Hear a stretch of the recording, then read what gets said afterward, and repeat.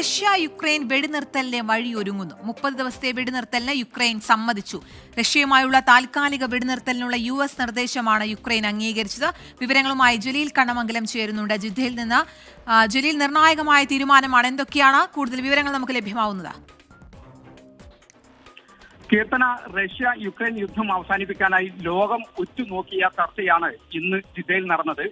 സൗദിയുടെ മധ്യസ്ഥതയിൽ അമേരിക്കയും യുക്രൈനും ഈ രണ്ട് രാജ്യങ്ങളിൽ നിന്നുള്ള ഉന്നത ഉദ്യോഗസ്ഥർ ഒരുമിച്ചിരുന്ന് ദീർഘനേരം ഇന്ന് ചർച്ച ചെയ്തു. ചർച്ചയ്ക്ക് ശേഷം US യുക്രൈൻ സംയുക്ത പ്രസ്താവന വന്നു. 30 ദിവസത്തെ താൽക്കാലിക വെടിനിർത്തലിന് അമേരിക്കയുടെ നിർദ്ദേശമുണ്ടായിരുന്നു. ഈ വെടിനിർത്തലിന് യുക്രൈൻ സമ്മതിച്ചിരിക്കുകയാണ്.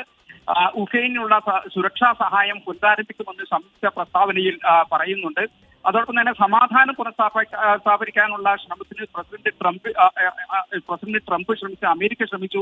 ഇതിന് US കോൺഗ്രസിനും പ്രത്യേകിച്ച് ട്രംപിനും യുക്രൈൻ നന്ദി പറഞ്ഞു. സമാധാന പ്രക്രിയയുടെ ഭാഗമായി മാനുഷിക ദുരിതാശ്വാസ പ്രവർത്തനങ്ങളുടെ പ്രാധാന്യത്തെക്കുറിച്ചും ഈ പ്രതിനിധികൾ ചർച്ചയിൽ എടുത്തു പറയുന്നുണ്ട്.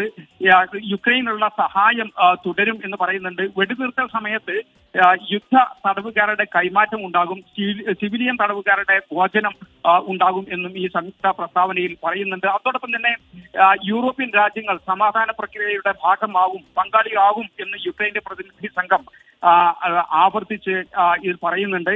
ഇന്ന് ഉച്ച മുതലാണ് ഈ ചർച്ച, ദീർഘനേരം ചർച്ച നടന്നത്. അല്പം മുമ്പാണ് ചർച്ച അവസാനിച്ചത്. ജിദ്ദയിൽ സൗദി വിദേശകാര്യമന്ത്രി ഫൈസൽ ബിൻ ഫർഹാൻ, സൗദി ദേശീയ സുരക്ഷാ ഉപദേഷ്ടാവ് മുസായിദ് അൽ ഐബാൻ എന്നിവരുടെ മധ്യസ്ഥതയിലായിരുന്നു ഈ ചർച്ച നടന്നത്. American state secretary Marco Rubio, American ദേശീയ സുരക്ഷാ ഉപദേഷ്ടാവ് മൈക്ക് വാട്സ് എന്നിവരുടെ നേതൃത്വത്തിലായിരുന്നു അമേരിക്കൻ പ്രതിനിധി സംഘം എത്തിയത്. യുക്രൈന്റെ ഭാഗത്ത് നിന്ന് പ്രസിഡന്റ് ഓഫീസ് മേധാവി ആൻഡ്രി യെർമക്, വിദേശകാര്യമന്ത്രി ആൻഡ്രി സിഫ, പ്രതിരോധ മന്ത്രി റുസ്താം ഉമാറോവ് തുടങ്ങിയവരെല്ലാം ചർച്ചയിൽ പങ്കെടുത്തു.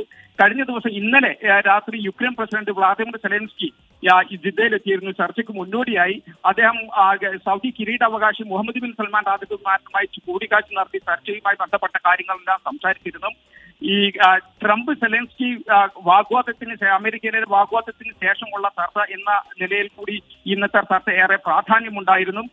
ഇതൊരു തുടക്കമാകും, ഈ ചർച്ചയുടെ തുടക്കം മാത്രമായിരിക്കും എന്നാണ് മനസ്സിലാകുന്നത്. ഇനിയും ചർച്ചകൾ തുടരും. ട്രംപ് അടുത്ത മാസം മധ്യത്തിൽ സൗദി സന്ദർശിക്കാനിരിക്കുകയാണ്. ആ സമയത്തും ഇതുമായി ബന്ധപ്പെട്ട ചർച്ചകൾ ഉണ്ടാകും. സമാധാനം പുനഃസ്ഥാപിക്കാനുള്ള എല്ലാ പിന്തുണയും സൗദി നൽകുമെന്ന് സൗദി കിരീടാവകാശി മുഹമ്മദ് ബിൻ സൽമാൻ രാജകുമാരൻ പറഞ്ഞിട്ടുണ്ട്. ചർച്ചയിൽ ഏറെ പ്രതീക്ഷയുണ്ടെന്ന് നേരത്തെ തന്നെ അമേരിക്കൻ പ്രസിഡന്റ് ഡൊണാൾഡ് ട്രംപും പറഞ്ഞിരുന്നു. ഏതായാലും ഏറെ പ്രതീക്ഷയിലാണ് ഇന്ന് ഈ വെടിനിർത്തൽ, 30 ദിവസത്തെ വെടിനിർത്തൽ വരാൻ പോവുകയാണ്. കീർത്തന, ജലീൽ, 30 ദിവസത്തെ വെടിനിർത്തൽ കാലഘട്ടത്തിൽ ഈ യുക്രൈന്റെ മാനുഷിക ദുരിതാശ്വാസ പ്രവർത്തനങ്ങൾ അത് ഏത് രീതിയിൽ നടപ്പാക്കാനാണ് പദ്ധതിയിടുന്നത്? ഒപ്പം അതിന് US സൈനിക സഹായവും ലഭ്യമാവുമോ?